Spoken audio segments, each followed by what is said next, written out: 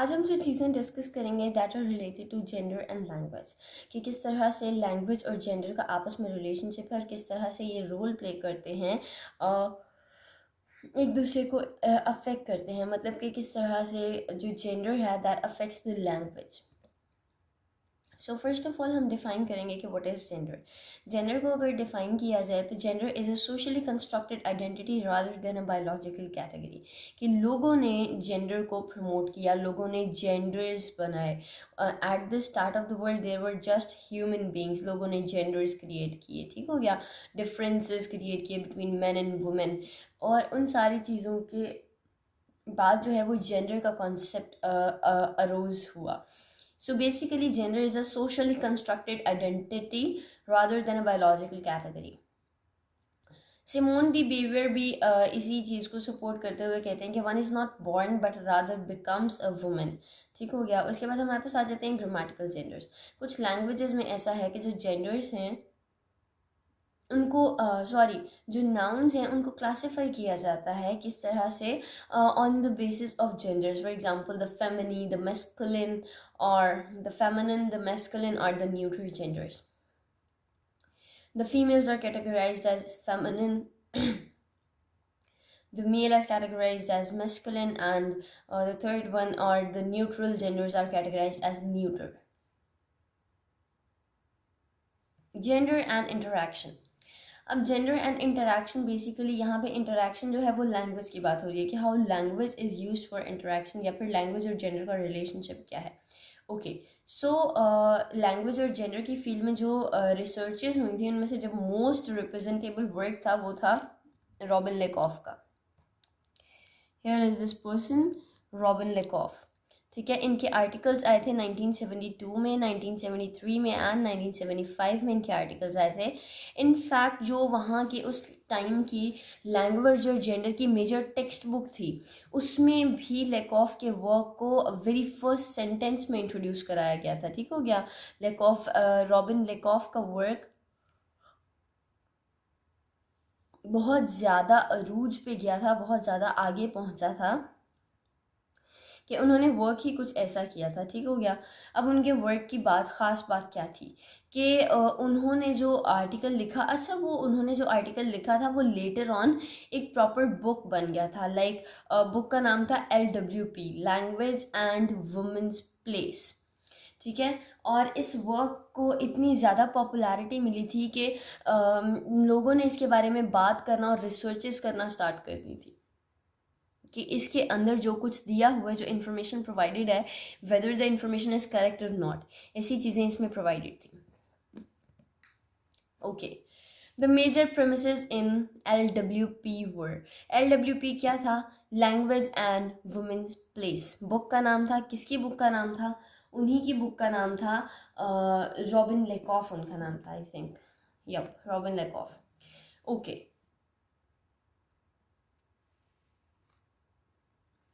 so the major premises in LWP were,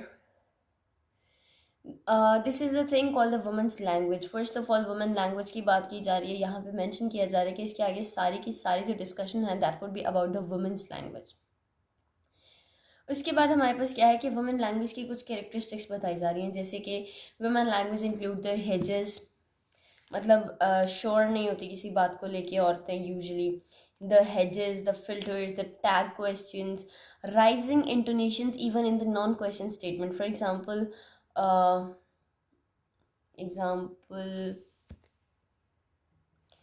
they usually, ladies are used to talk like raising weird intonations even in the non-question statement.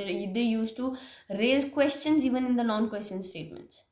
Okay, and empty adjectives. Empty adjectives are like divine or cute. The precise color terms, ठीक है, and intensifiers like so. For example, वो कहते हैं it was so good, it was so impressive. ये जो so वाला word है that are the intensifiers, कि किसी चीज़ को intense करके आप बोल रहे हैं. Increased use of standard language. Standard language forms के औरतें यूजुअली स्टैंडर्ड लैंग्वेज फॉर्म्स को ज़्यादा यूज़ करती हैं. द सुपर पोलाइट फॉर्म्स, कि इनडायरेक्ट रिक्वेस्ट करती हैं या फिर जो है वो ओह फज टाइप के एक्सप्रेशंस देती हैं, ठीक है। तो ये सारी चीज़ें जो हैं ये वुमेन करती हैं अपनी बातों में। Avoidance of strong severe words, कि स्वेयर वर्ड्स को यूज़ नहीं करती, स्ट्रॉन्ग वर्ड्स को यूज़ ही नहीं करती वुमेन, ठीक है। अवॉइडेंस ऑफ इंटरप्शंस को अवॉइड करती हैं, इंटरप्शन से दूर जाती हैं वुमेन, इंटरप्शंस उनको पसंद नहीं होती, ठीक है। नाउ मूविंग ऑन, एक बहुत ज़्यादा इंटरेस्टिंग स्टेटमेंट यहाँ पे दी हुई है कि I speak in sentences, my wife speak in paragraphs. Kevin ने कहा था ये कि मैं जो हूँ मैं सेंटेंसेस में बात करता हूँ, लेकिन मेरी जो बीवी है वो पैराग्राफ्स में बात करती है, वो सेंटेंसेस नहीं बोलती। She use to talk in paragraphs. Okay, next हमारे पास आ जाता है कि जो वुमेन लैंग्वेजेस के फीचर्स हैं जो यहाँ पे एक्सप्लेन किए गए, like the hedges, the hedges and the taglines, the tag questions, and the intensifiers, the super polite forms. All this stuff represent the status of a woman in the society. For example, अब ये जो इनकी ये जो use करती हैं hedges और tag question जो यूज़ करते हैं, ये लैक ऑफ कॉन्फिडेंस को शो करता है। जैसे अब अगर कोई बोले she looks pretty, isn't she, या फिर डजंट शी, तो वहाँ पे अब लैक ऑफ कॉन्फिडेंस क्या है कि आपको खुद ही नहीं पता कि वो प्रीटी लग भी रही है कि नहीं, आप दूसरे से क्वेश्चन कर रहे हो, ठीक है। तो ये जो हेजेस वगैरह हैं that shows the lack of confidence. And next हमारे पास है intensifiers, supply extra reassurance for utterances of truth and values. Extra reassurance का मतलब है कि वो कुछ ज़्यादा ही रीअश्योर कर देते हैं ट्रूथ और वैल्यूज को, ठीक हो गया।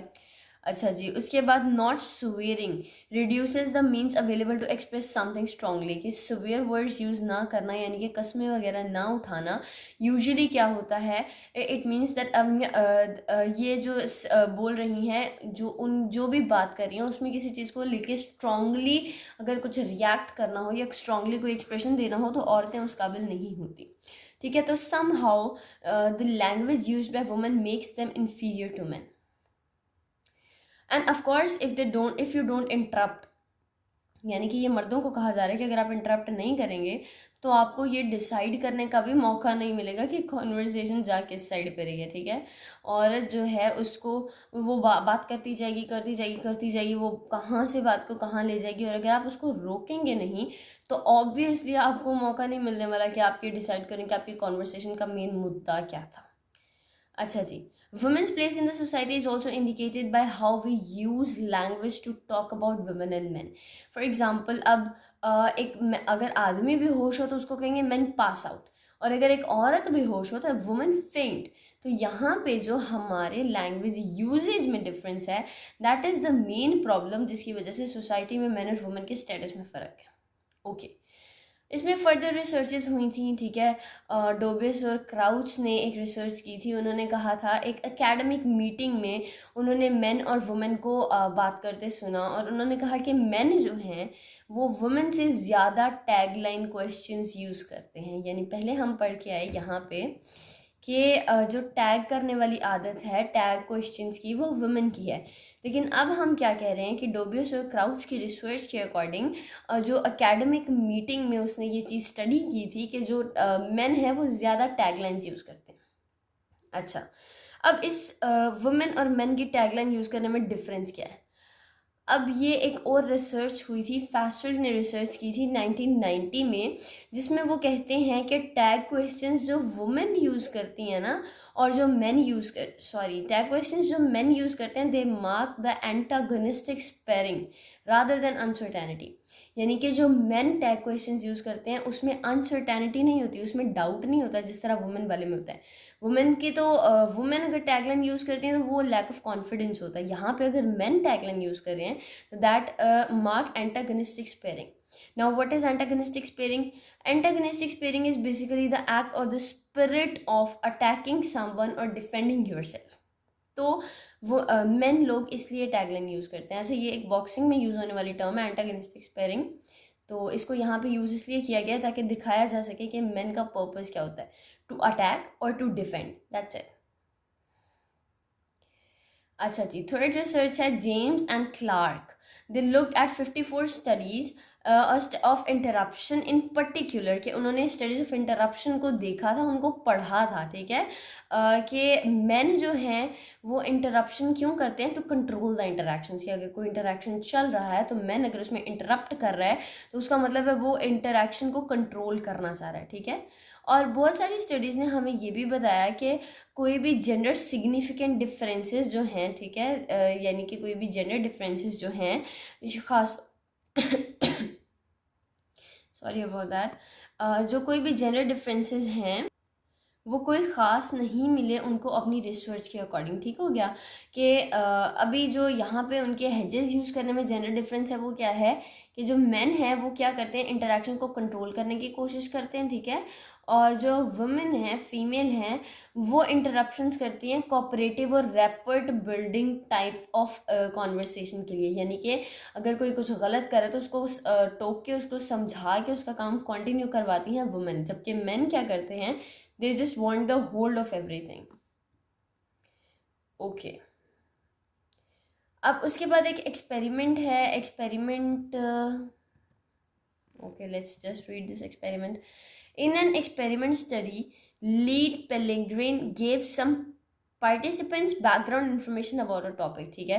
They invited people to converse. कि उन्होंने क्या किया था इस, अच्छा, इस पूरे एक्सपेरिमेंट में जो चीज़ें दी हुई हैं वो ये हैं कि ये जो पर्सन थे इन्होंने कुछ लोगों को पहले से कुछ बैकग्राउंड नॉलेज दे दिया चीज़ों का, ठीक है, और उसके उसके बाद कुछ नए लोगों को बुलाया कि वो उनसे बात करें, आके उनसे कॉन्वर्सेट करें. तो उसमें उन्होंने क्या देखा कि जो क्रॉस सेक्स्ड कॉन्वर्सेशनल पेयर्स हैं, यानी कि जो मेन और वुमेन का इंटरेक्शन है, उसमें उन्होंने क्या देखा कि जो मेल एक्सपर्ट्स थे उन्होंने कंट्रोल अपने हाथ में ले लिया, यानी कि जो मेल थे उनमें से जो एक जो था क्रॉस सेक्स कॉन्वर्सेशनल पेयर था जिसमें एक मेल था एक फीमेल थी, तो जो मेल था वो एक्सपर्ट मेल था, उसने कंट्रोल अपने हाथ में ले लिया कॉन्वर्सेशन का, more than either partner in the same sex, ठीक है. Same sex pairs was neither was an expert, जहाँ पे रादर एक साइड पे तो क्या हुआ कि मेल एक्सपर्ट ने होल्ड ले लिया, और दूसरी साइड पे क्या हुआ कि जो दो थे लोग, जो दो सेम जेंडर के लोग थे, उनमें से किसी ने भी कंट्रोल नहीं लिया अपने हाथ में, ठीक है. तो इससे उस पर्सन ने क्या इंटरप्ट किया और क्या फाइंड किया कि जो मेन के से रिलेटेड जो एक्सपर्टीज थे ना जो मेन में, उन्होंने फुल कंट्रोल अपने हाथ में ले लिया, लेकिन वुमेन ने इसको इंफॉर्मेटिव बनाने की कोशिश की. मेन ने क्या किया, टू अथॉरिटाइज देमसेल्फ, और वुमेन ने क्या किया, to make it informative, to inform someone, ठीक हो गया. तो जो मेन की गेम थी उसका नाम रखा गया हैव आई वॉन, कि जो मेन का जो एटीट्यूड होता है किसी भी आर्ग्यूमेंट के बीच में, मेन का एटीट्यूड हमेशा ये होता है कि मैं जीता क्या नहीं जीता. Main is not concern with showing the sympathy toward the woman or like supporting something. Man is always concerned with मैं जीता क्या नहीं जीता, the so called male ego. so उस वहाँ पे भी उस गेम का नाम रखा गया have I won, और जब वुमेन की बारी आई तो वुमेन की गेम का नाम रखा गया have I been sufficiently helpful, कि वुमेन जो है वो समहाउ कहीं ना कहीं हेल्पफुल होने की कोशिश करती हैं while men just try to wins the argument. अच्छा जी, अब उसके बाद उन्होंने क्या किया कि सेम सेक्स ग्रुप्स को भी देखा, यानी कि जो दो मेल मेल इंटरेक्ट कर रहे थे या जो दो फीमेल फीमेल इंटरेक्ट कर रही थी, एक ब्रेक टाइम में एक बेकरी में उन्होंने उनको भी ऑब्जर्व किया, और उन्होंने ये फाइंड किया, ये रिजल्ट निकाला कि मैन की जो कॉन्वर्सेशन है वो कॉम्पिटिटिव थी, वाइल वुमेन की जो कॉन्वर्सेशन है वो सपोर्टिव थी.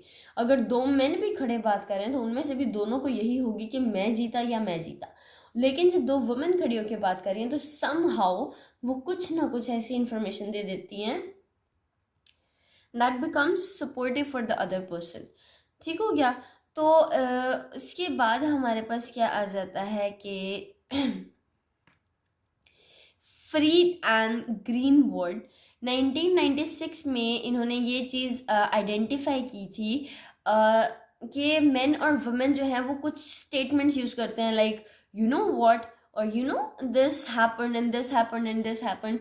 ये इक्वली यूज हुआ between the same sex pair of friends, कि अगर कोई दो मेल फ्रेंड्स बैठे हैं तो वो भी ये यूज़ करेंगे statement like you know what, you know this happen, you know this happen, you know this happen.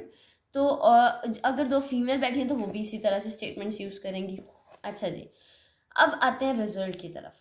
Result में हमें कोई भी ऐसी चीज़ नहीं मिल सकी जो एक आइडेंटिकल कंक्लूजन पे ले आए, लेकिन बहुत सारी ऐसी इंफॉर्मेशन मिली जो कि एक इम्पॉर्टेंट इंफॉर्मेशन के तौर पे रिकॉर्ड की जा सकती है। ठीक है, क्रॉस जेंडर इंटरेक्शंस में हमें ये देखने को मिलता है कि स्ट्रॉन्गर जेंडर जो है वो डोमिनेट कर जाता है कहीं ना कहीं। मेल है और फीमेल अगर इंटरेक्ट कर रहे हैं तो कहीं ना कहीं up to some extent, somehow, don't know how, but किसी ना किसी तरह से मेल डोमिनेट हो जाता है, यानी कि जो स्ट्रॉन्ग जेंडर है वो डोमिनेट हो जाता है। ठीक है, Holmes proposes that perhaps the norm for women talk are small group interaction in private context, while the men talk is normally to public referentially oriented interactions. कि women जो हैं वो कोशिश करती हैं कि they talk in a small circle और they talk privately, जबकि men की कोशिश होती है कि एलानिया तौर पे सब कुछ किया जाए, सारी दुनिया को बता के किया जाए। अच्छा जी, उसके बाद हमारे पास आ गया डिफरेंस मॉडल।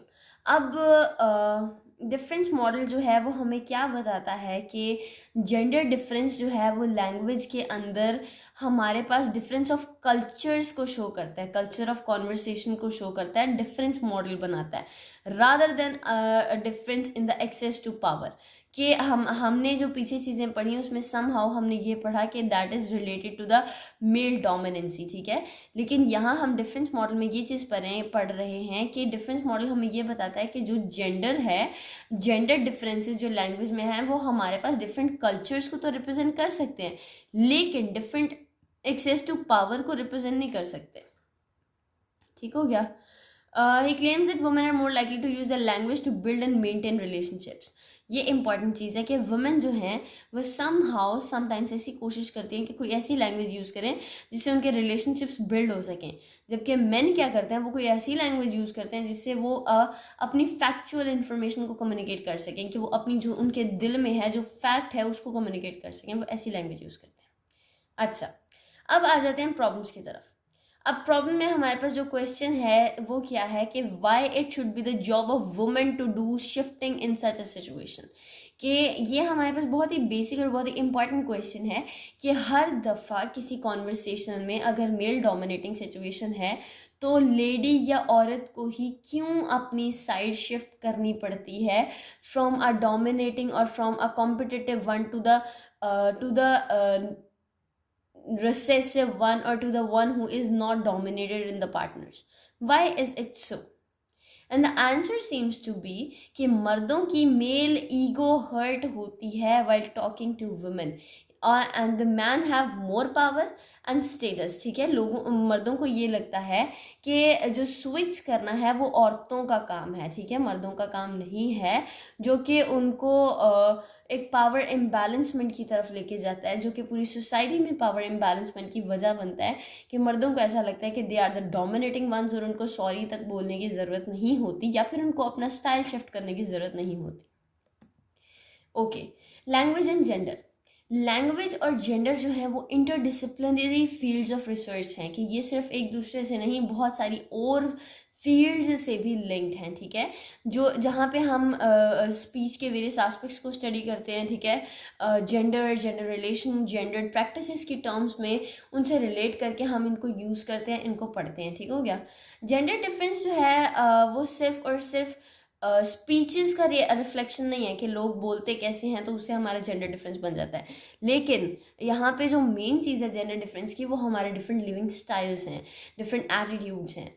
वुमेन और मेल का लिविंग स्टाइल कभी भी सेम नहीं हो सकता। Their attributes, their attitudes, their style, everything is different from each other. Okay, अब आगे हमारे पास आ जाती हैं जेंडर थ्योरीज। जेंडर थ्योरीज क्या है? लिंग्विस्ट ने जेंडर जो मेल फीमेल रिलेशनशिप है, लिंग्विस्टिक डिफरेंसेस हैं, उनको 4 पर्सपेक्टिव से देखा है, 4 थ्योरीज के थ्रू देखा है। पहली है डेफिसिट अप्रोच। ठीक है, और दूसरी है dominance approach, then difference approach and then social constructionist approach. First of all हम देखते हैं डेफिसिट अप्रोच। अब डेफिसिट अप्रोच क्या है कि रॉबिन लेकॉफ जो हैं 1975 में उन्होंने जो अपना वर्क पब्लिश किया था, that was language and women's place, LWP, जिसको हम पीछे भी पढ़ के आए हैं। तो उसमें उन्होंने ये डेफिसिट अप्रोच को इंट्रोड्यूस कराया था, ठीक है। ये अर्लीस्ट अप्रोच है related to human and gender. इस डेफिसिट अप्रोच के मुताबिक जो फीमेल की लैंग्वेज है that is not enough for the comparison of men language, ठीक है। जो फीमेल की लैंग्वेज है that is the not the dominating one, that is the lower one, that is the other recessive one, ठीक हो गया। इस हिसाब से डेफिसिट अप्रोच में हमारे पास जो फीमेल की लैंग्वेज है वो डेफिशिएंट है rather than the male language. Next हमारे पास आ गई डोमिनेंस अप्रोच। अब डोमिनेंस अप्रोच ये आर्ग्यू करती है कि वुमेन्स जो हैं उनका सोशल जो स्टेटस है that is low than men, कि वो socially, linguistically, psychologically, physically men से लो है। यहाँ पे डोमिनेंस ये शो कर रही है, ठीक हो गया। वो पावरलेस है। उनके लिए वर्ड्स यूज होते हैं ऑपरेशन और सबऑर्डिनेशन, और ये सारे वर्ड्स उनके लिए यूज होते हैं। ये हमारे पास डोमिनेंस अप्रोच ये कहती थी। फिर आगे डिफरेंस अप्रोच। अब डिफरेंस अप्रोच हमें क्या कहती है कि men and women belong to different societies और different cultures, different sub cultures, के मर्द और औरत के दो अलग अलग कल्चर्स हैं, ठीक हो गया। 1980s की डिस्कवरी में मेल और फीमेल सब कल्चर्स डिस्टिंग्विश हुए थे, और उसके बाद से हर हिसाब से इधर इट इज साइकोलॉजिकली और वॉइस और the different experiences of love, the work and the family, हर चीज़ को लेके वुमेन का जो एक्सपीरियंस है that is quite a different than man, और वही चीज़ उनको डिफ्रेंशिएट करती है। ओके, सोशल कंस्ट्रक्शनिज्म, ये हमारे पास जो है ये लास्ट थ्योरी है सोशल कंस्ट्रक्शनिज्म की। इसमें हमारे पास आ जाती है कि सोशल कंस्ट्रक्शनिज्म वो थ्योरी है जिसमें हमारे पास ये नॉलेज हमें दिया जाता है कि जो जो हमारे पास कैरेक्टरिस्टिक्स है ना, ह्यूमन कैरेक्टरिस्टिक्स, जैसे रेस हो गई, क्लास हो गई, नस्ल, जो हमारी सोशल क्लास है, हमारी एबिलिटी या डिसेबिलिटी हो गई, या फिर हमारी सेक्सुअलिटी हो गई, मेल हो गए, फीमेल हो गए, ये जो है ना, ये सारी की सारी चीज़ें एक ह्यूमन डिफाइंड प्रोडक्ट है, ठीक है। यानी कि कल्चर ने और हिस्टोरिकल कॉन्टेक्स्ट ने इनको डिफाइन किया, कल्चर और हिस्टोरिकल कॉन्टेक्स्ट ने इनके वजूद को जगह दी है, इनका खुद का कोई वजूद नहीं था, ठीक हो गया। जेंडर कोई स्टैटिक या एड ऑन कैरेक्टरिस्टिक नहीं है। यानी कि ऐसा नहीं है कि अगर एक बच्चा जो है वो सेक्सुअली, उसका सेक्स मेल है जब वो पैदा हुआ, तो आप उसके ऊपर जेंडर थोप के उसको फीमेल बना दें, this can not be done. तो जेंडर जो है वो एड ऑन कैरेक्टरिस्टिक्स तो है नहीं, लेकिन ये स्पीकर की एक बिल्ट इन कैरेक्टरिस्टिक है, ठीक है। उसके अंदर ये जब वो पैदा होता है तब से होती है, ठीक हो गया। और उसके बाद हमें क्या पता चलता है कि ये हमारी हर बात में झलक के बाहर आती है। इधर अ वुमेन इज टॉकिंग और अ मैन इज टॉकिंग, वहाँ पे हमारी बात जो होगी वो उसमें प्रॉपर चीज़ ये क्लियर होगी कि किस तरह से हम इधर वी आर द मेल और द फीमेल, इधर we are the masculine gender or the feminine gender. So yeah, that's it about the language and the genders. So I hope you found this video useful, and if you find this video useful, just share it with your friends so that they can get the same information from this video. Inshallah, we'll meet in the next video. Till then, stay safe. Bye bye. Thank you so much for watching.